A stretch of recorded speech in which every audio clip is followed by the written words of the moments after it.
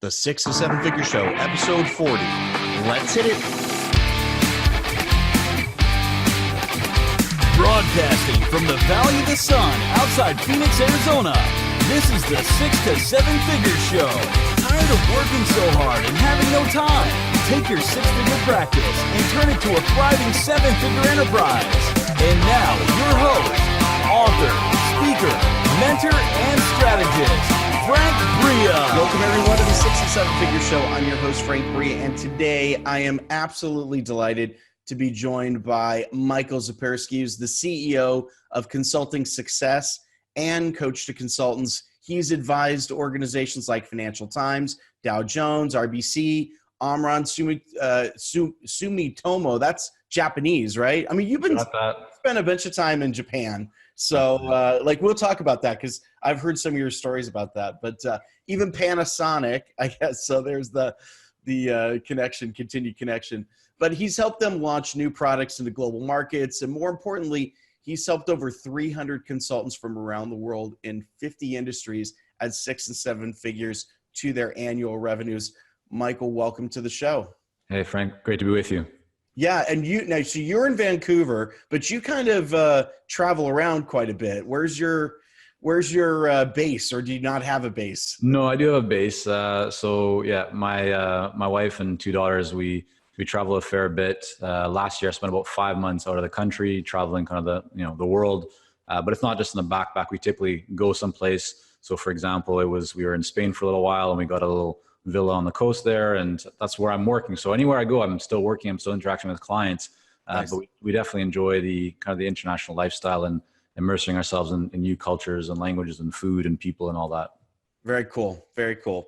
So a lot of you, in your intro, I talked about you working with consultants. That's a term that a lot of people interpret in a lot of different ways. Do you want to dig into that a little bit more? What are consultants to you? Like, who are the kinds of folks you work with? Yeah, and it's funny. Like as you can see, if you're watching the video, or you could hear my voice, I'm laughing as you're saying that because I've been in the consulting world for about 19 plus years now.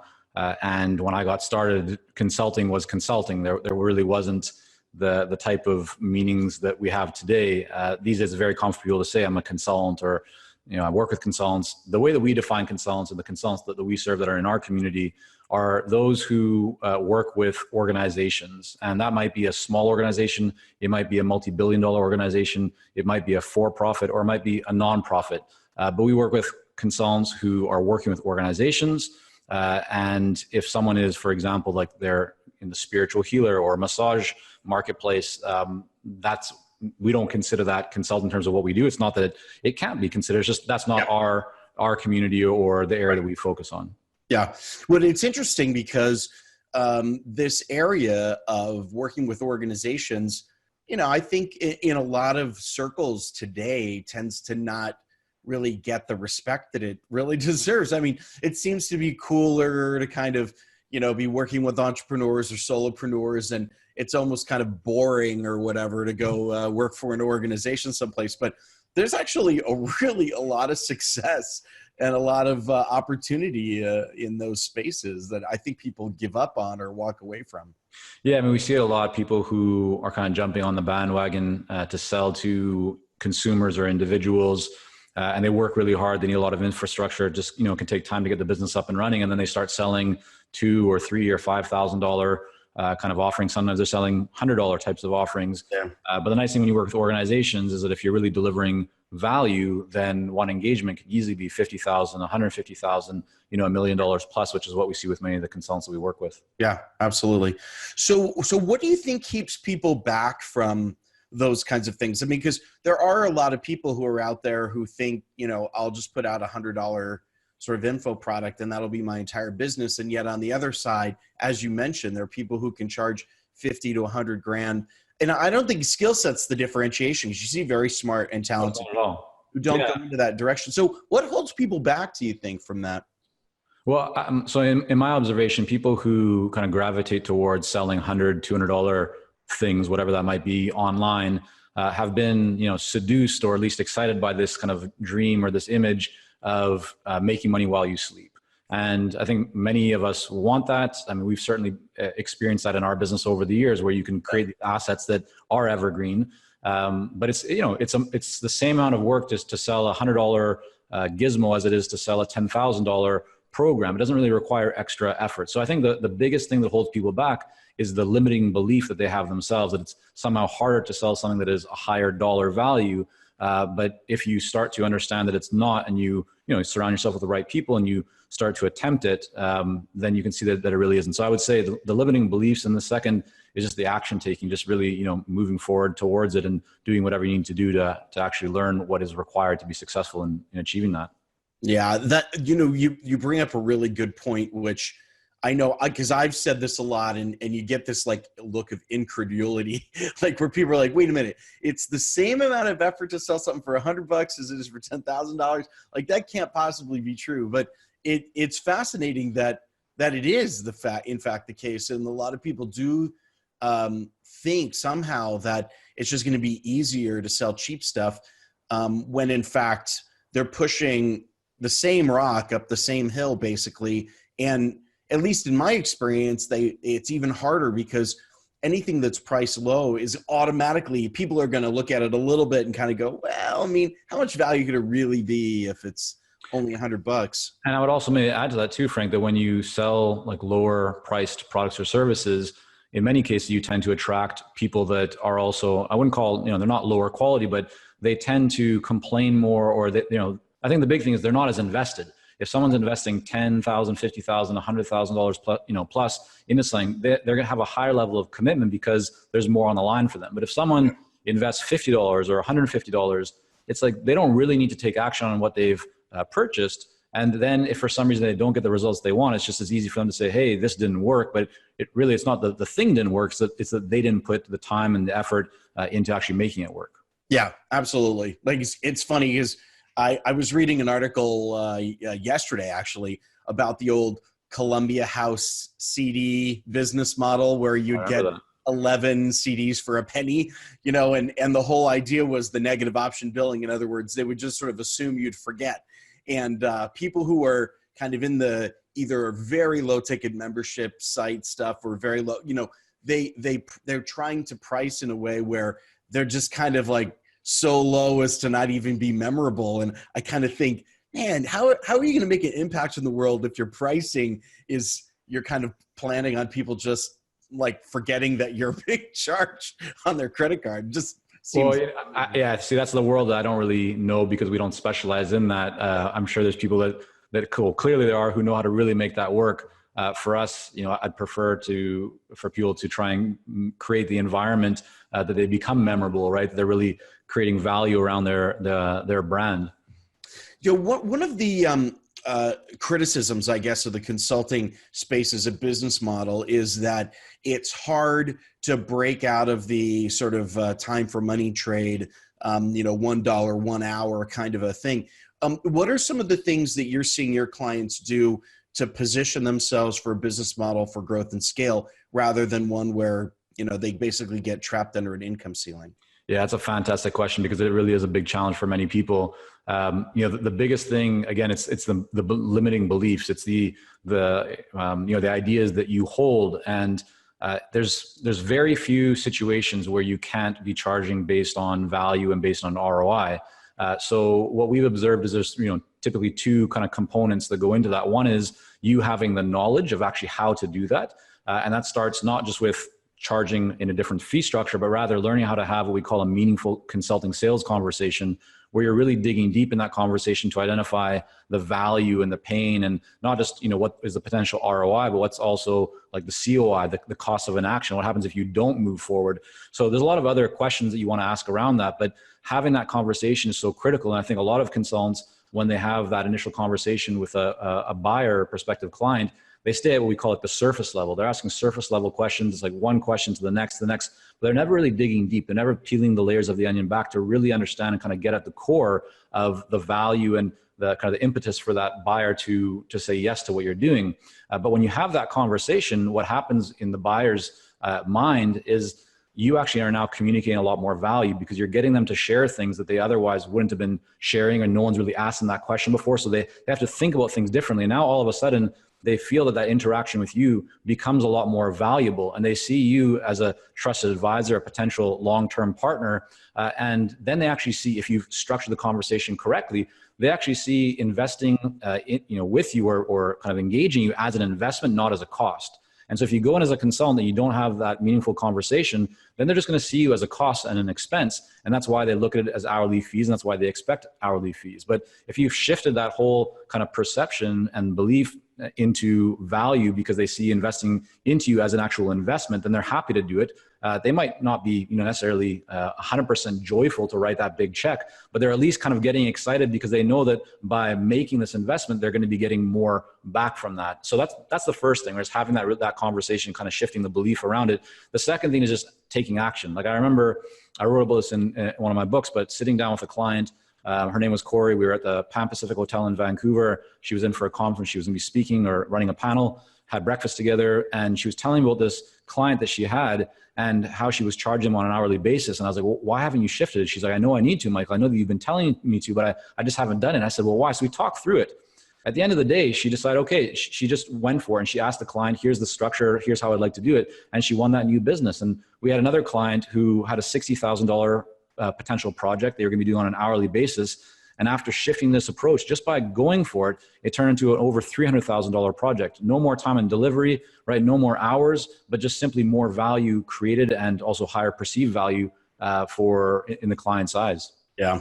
No, I love the discussion of pricing on value. That's something that I'm really passionate about. That's great. The other thing that you mentioned, which I want to emphasize, is I do think that the skill of a consultant to be able to ask tough questions, ask the questions that frankly a lot of these executives no one else in their lives, in their professional lives, ask these tough questions. Yeah. And that's actually what I think makes a really good consultant, is being able to make change, be a change agent by being unafraid to dig into the dirty little secrets or the challenging stuff that no one else wants to talk about. So yeah, that's a really important point.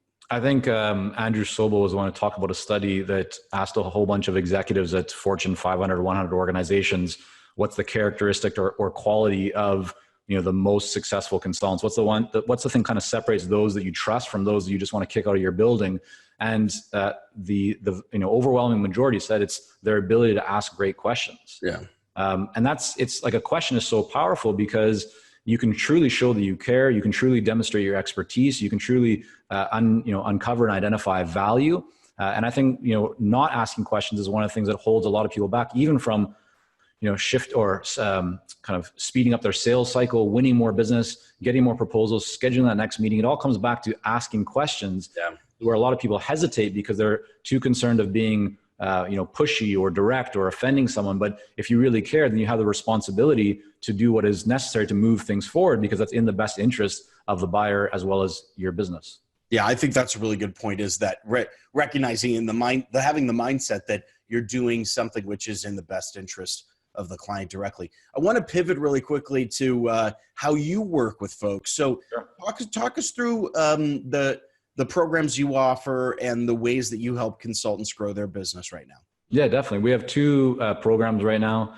We have Momentum, which is an implementation program for early stage consultants. So this is for those who are either transitioning from the corporate world into consulting, or those that are still relatively new in consulting. They haven't gotten the traction and kind of progress they'd like to, and they want to work up to their first 100,000 or so per year in income and revenue as a consultant. And that's really provides the foundations. What we've learned in the last almost 2 decades of building consulting businesses, personally kind of coaching over 320 consultants, having thousands of consultants go through our training. We're taking all these best practices and then put it into a system that takes people through step by step by step, so they know exactly what they need to do to get their business up and launch it the right way, and then really grow it and get their first few clients and so forth. And then we have Clarity, which is a coaching program. So this is where we work very closely with a small group of consultants, create a customized plan for them, help them with their marketing, help them to really get clarity around who their ideal clients are, their areas of specialization, how to really communicate their expertise, how to price their service offerings, how to win more proposals, and then also, importantly, how to start to build a consistent pipeline of business leads and opportunities. Yeah. Can you walk us a little bit through the process of the group program? So a lot of people, I think, when they're working with organizations, if they're consultants, that feel like that it's tough to work with, a lot of people. Like, if you've got, well, you did say sort of small curated group, but Yep. To work with even more than one at a time because their needs seem so different. And so can you walk us through some of the things that you do in the program that allow you to work with that small group all at once? Yeah, sure. To be very clear as well, because I think there's different models and different people like to run things different ways, but we've been very intentional from the beginning that we don't want to have a massive program where we're just, allowing anyone to come in the door and just treat people like numbers. For us, we do really work with a very small group at any given time. And it's important for us because we want to be able to work closely with our clients to help them to get really great results. The way that we've set up the structure is each client is supported. They have, of course, direct access to myself. They have access to my cousin and business partner, Sam.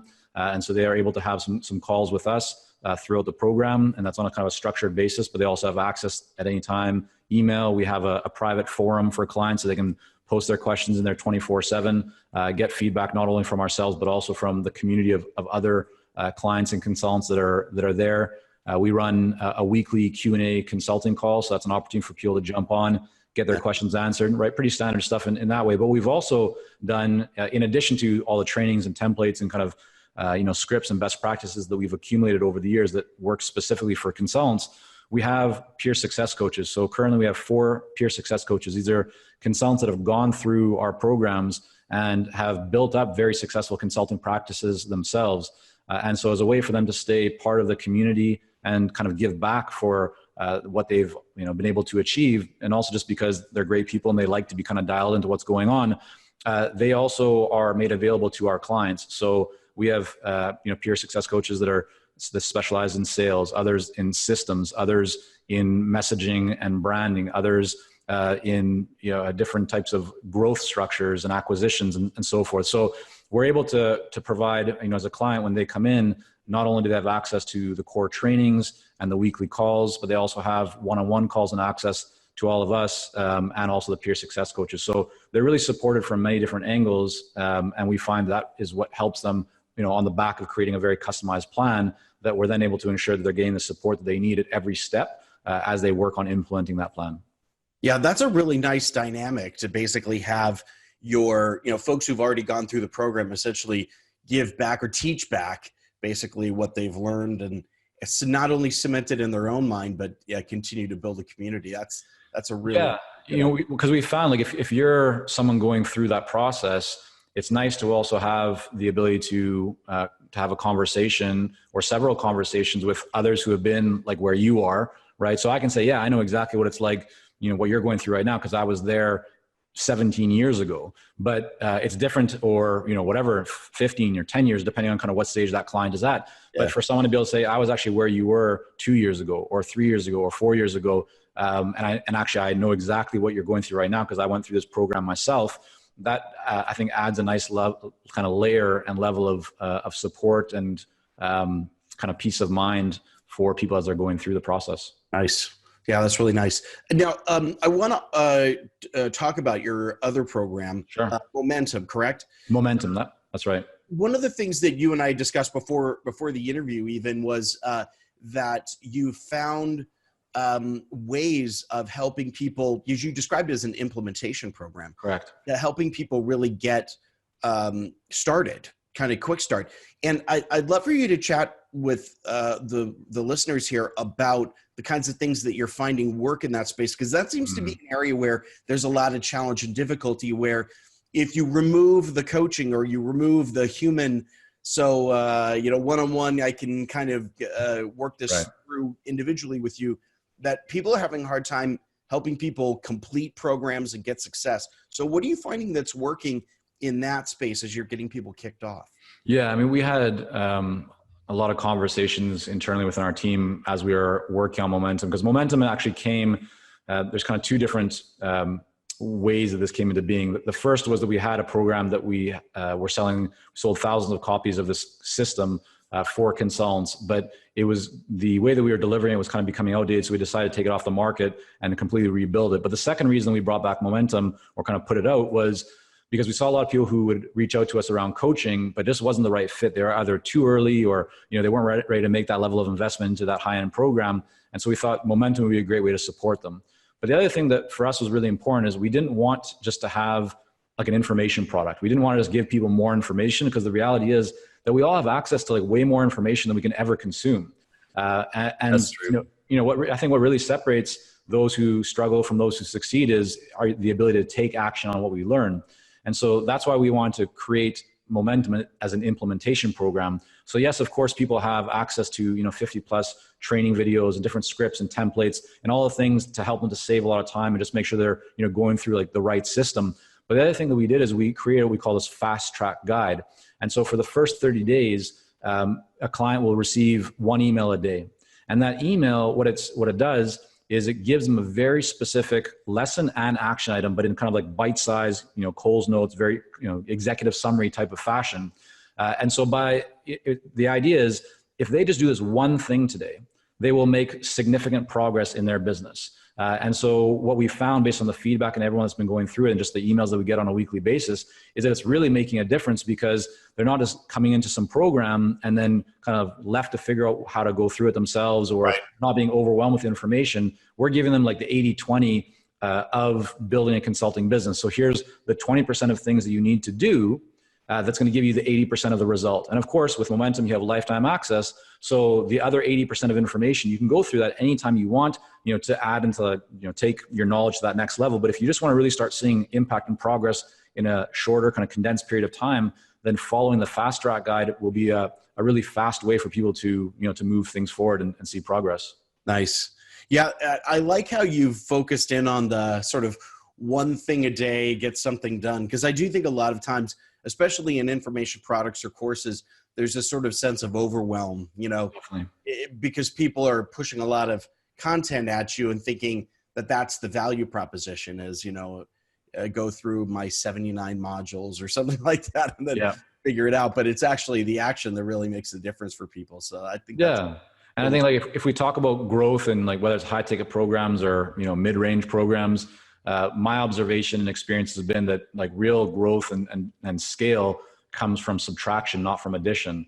And I see a lot of people these days focus on, what else can we add? What else can we do as a way to grow? But if you study the most successful businesses out there, they typically really got their edge or gained significant traction by having a very, very focused model and removing things that weren't necessary. And so that's what we've tried to do. That's what we, counsel and advise our clients on doing as well. And it seems to work out pretty well. Nice. That's great. Michael, unfortunately, we've run out of time, but this has been a really fascinating discussion. One last question for you before we close up. If the listener is a consultant and is kind of wondering, hey, things don't feel right, what's one big thing they can do that's going to get them a lot of leverage and a lot of momentum, kind of quick win? What advice would you give for a consultant that kind of felt stuck right now in the business growth mode? Yeah. So, I mean, it's a really great question, and I would want to go deeper into that, right? To be able to give good advice, or at least, the best advice that I can. I would want to better understand like where they stuck, what's their situation, because I don't think there's just one thing that applies to everyone. But I'll share. I want to try and add as much value as I can here for everyone. And I would say that probably one of the biggest things that I see where people are missing opportunities is that they're not focusing on having enough conversations. They're spending a lot of time building things, planning for things, overthinking things, right? I think many consultants tend to skew towards the perfectionist side. And so it's easy for us to overthink things.